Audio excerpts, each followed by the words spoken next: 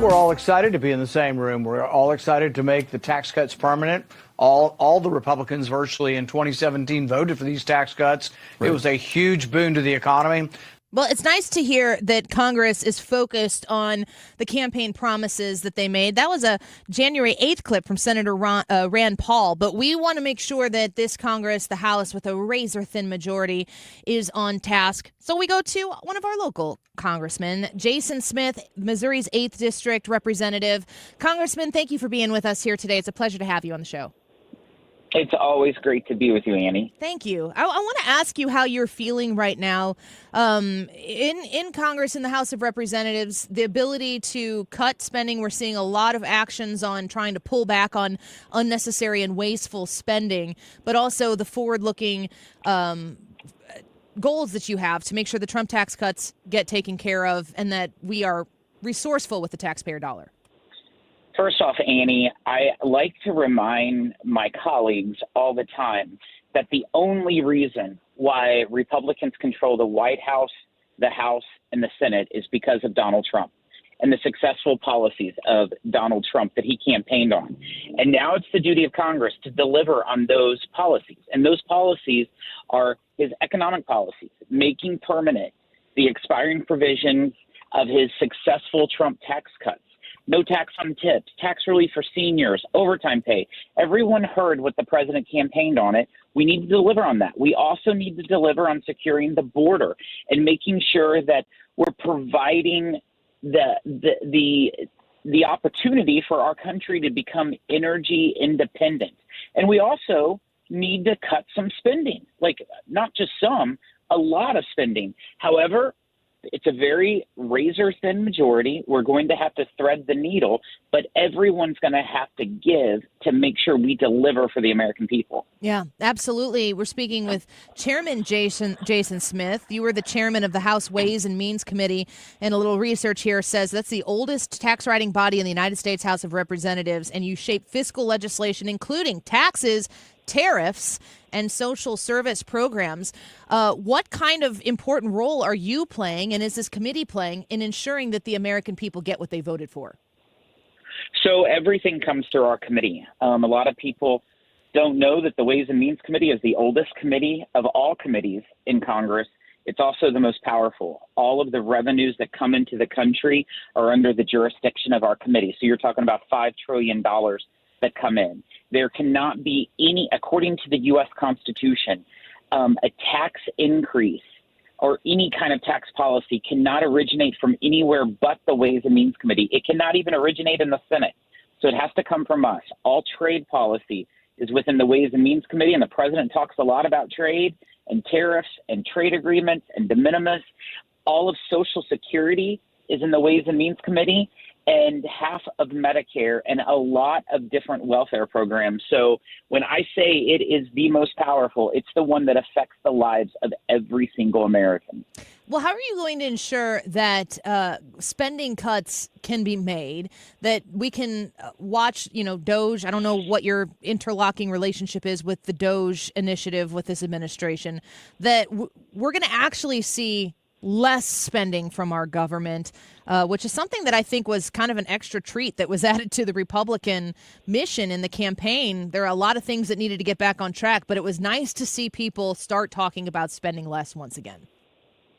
Okay, let me get to an economic point of view. If you look at the last 50 years, the revenues that has came into the United States averages roughly around 17% of the GDP.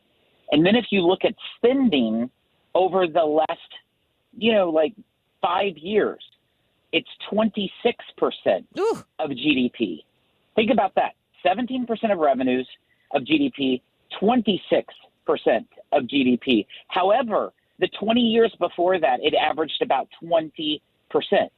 That's where it was for a long time. So in the last 5 years, happens to be the Biden administration, you saw spending jump to record levels, 20 to 26. So we have to cut spending. And there is money that can be cut without touching the benefits of Social Security and Medicare. The president has made it clear that he will protect the benefits for Social Security and Medicare. We're not going to touch that, But there's a lot of other efficiencies in government where we can save money. For example, think about this. Of the 2 million workers, of federal workers, 6% actually show up to work. 94% work at home. That's unacceptable. And the president has set out a priority saying if you don't show up to work, you lose your job. Maybe the size of government is way too big. I think we all know the answer to that. Yeah. And it's yes. Yeah. We're speaking with Congressman Jason Smith, the chairman of the House Ways and Means Committee.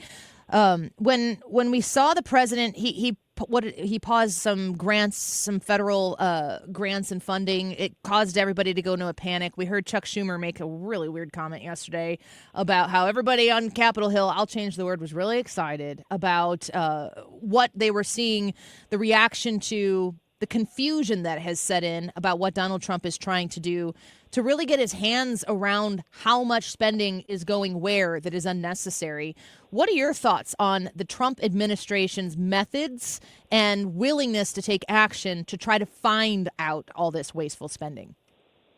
I'll tell you right now, in the first 100 hours of the Trump presidency, he did more than the first 100 days of the Joe Biden presidency because he's actually delivering for America, and he's making sure America is first at every angle. I would go after Leader Schumer and say, stop your deceiving moves to slow walking the president's appointees. Maybe if you would allow his director of OMB to be confirmed, you wouldn't have to worry about some issues. But besides that, the impoundment of funds, freezing spending to make sure that it falls in line with federal law, such as the Hatch Act saying no federal dollars can go to support abortion. That's what the law is. And that's what Trump is making sure does not happen. One example, he's making sure that federal dollars is not going to DEI within the woke form of government that Joe Biden created. And these are things that are very real. He said it's not going to affect benefits for people in Social Security, Medicare, but it's time to start freezing this crazy spending that's going out the door. Yeah, it is. Congressman Jason Smith speaking with us right now. Before I let you go, we know that you have a budget that you need to put forward. People would like to see it be balanced. People would like to see the wasteful spending go away. President Trump talks about a big, beautiful bill. What are your thoughts there as a leader on the Republican side of the House with a very narrow majority on the Republicans' ability to get this job done? So I completely agree with the president that we need one big, beautiful bill.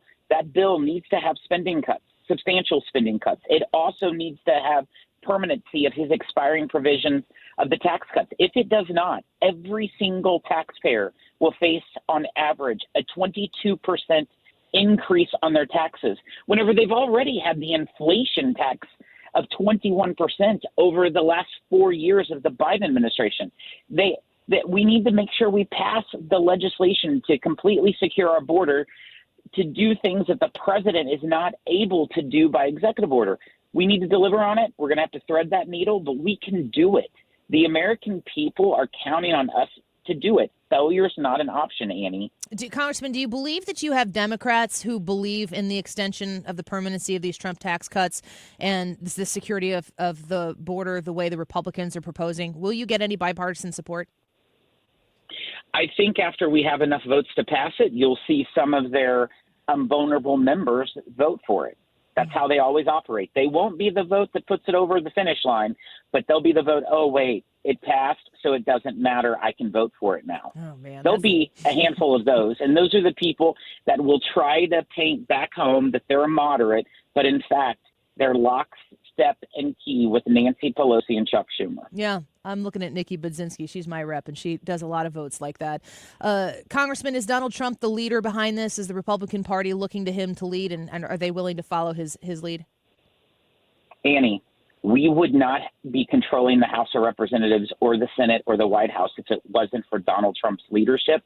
If my colleagues think otherwise, then I got some oceanfront property in the Ozarks to sell them because that is not the case. He's the leader of this party, and he's the reason that we have the opportunity to take this country back and put it in the right direction. Way to bring that phrase home, Congressman. That was good. I like that. I was all ready for Arizona, and shucks, that's why you're in Congress. You know how to do that. Well, I hope your colleagues understand that as well as you certainly do, because I think you are spot on in that assessment, and I think the Republican Party as a whole is watching very carefully to make sure that the rest of the Republicans in the House get it just as well as you do. You can count on me reminding them quite often. We just had our member retreat over the last 3 days at Doral.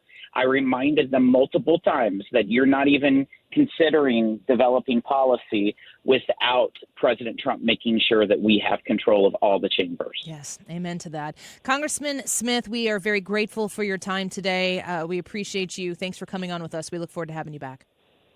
Take care, Annie. Yep, you as well. Bye-bye. Congressman Jason Smith, the chairman of the House Ways and Means Committee, Missouri's 8th District representative there. It's good to have him on the show.